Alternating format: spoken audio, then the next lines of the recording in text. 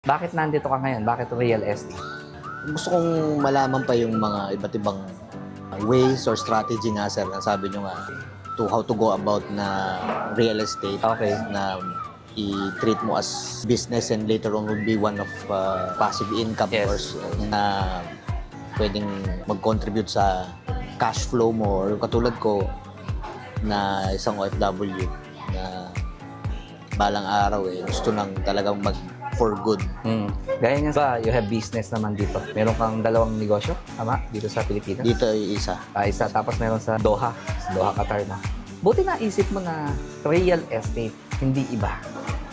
Sa real estate kasi, yun nga, sabi nga sir sa inyo, diba? Bili ka ng property is yung appreciation niya, Yes. yung rental na possibility niya. And then, pag benta mo uli after appreciation nung property, dun yung talaga yung ang alam ko na talagang Mahal. Pinaupahan mo.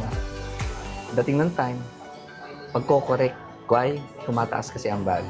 yes. Ngayon, beyond that, yung why, bakit real estate? Ako, sir, personally, kaya ako nasa real estate, I want freedom. Kasi, imaginein mo, sir, napakasarap siguro sa feeling nung na, alam mo, secure ka eh. Kasi you have, let's say, 100 rental property. Yung 100 rental property, imposible naman siguro, sir, na yung 100 na umuupa, hindi umupa. Ang point, siguro, pwedeng mabakant yung kalahati, pero yung kalahati, nandyan pa rin. And before pa mabakant yung another na kalahati, siguro mapupuno mo na naman yung another na kalahati. So, real estate is more on freedom, kalayaan. Masarap kasi yung tinatawag nilang retirement eh. Alam mo yung ibig sabihin ng retirement, sir? Stop na yung usual na work mo. Yun yung karaniwang alam ng tao, no? Kasi ang retirement, sir, hindi naman ibig sabihin na retire ka na, hindi ka na magtatrabaho. Pero, pagkaiba na nga lang. Kasi this time, magtatrabaho ka kasi gusto mo lang. Yun yung sinasabi ko nga madalas eh. Yung gigising ka, pagtapos ka ng matulog. Point, ikaw ang pipili kung gusto mong buhay. Hindi sapilitan na magtatrabaho ka kahit na pagod ka, kahit na stress, magtatrabaho ka pa rin. Tsaka, real estate, yung malalim na dahilan, bakit real estate? Freedom and pwedeng ipasa generation through generation. Why? Business, sir. Let's say you have a business. As yung business na yun, ikaw lang nakakaalam. Kasi kaya ayaw alamin ng mga anak mo kasi napaka-komplikado.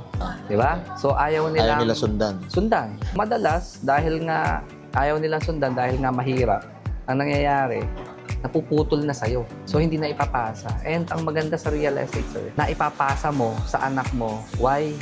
Because nakikita nila na nag-e-enjoy kayo pare-pareho kasi meron kayong freedom. Unlike sa other business, kailangan nandun ka. Kung wala ka man doon, yung isip mo nandun. Nagbabakasyon ka, pero yung isip mo nandun sa business. Tungkol naman dito, sir, sa inatenan mo, yung one-on-one coaching natin. Galing. Kamusta na, sir, yung one-on-one coaching natin? Madami akong natutunan sir. Yung fear na meron ako on invest sa real estate, wala na. Nawala na. Okay. So, meron mga bagong diskarte na natutunan ko. Siguro, as soon as possible, i-apply ko. Oo. So, hopefully, after this, makapag-ano na ako ng sarili kong strategy. Makapag-start ka na. Yes, ganun din.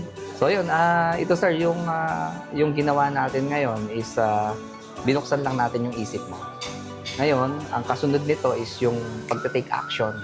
Kasi madalas sa mga nag-a-attend, hindi nagte-take action. Which, imaginein mo, nasa kanila na yung kaalaman. Binasa ko na lahat ng strategy sa kanila. Pero dahil tinatalo sila ng fear, ang nangyayari, bumabalik sila sa comfort zone. Sir, hopefully, isang araw, mabalitaan ko na mga hundreds na yung bahay mo. Compound natin yung piso natin. Compound. Sabi ko nga sa'yo, sir, di ba? Yung piso, pwedeng maging billion. Di ba? Yun yung sinasabi ko lagi na sa kalagitnaan napuputol yung pagko-compound. Why?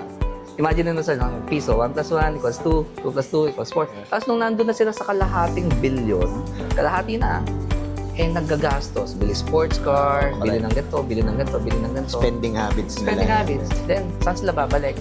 At the end of the day, mas marami na sila ngayong utang na babayaran.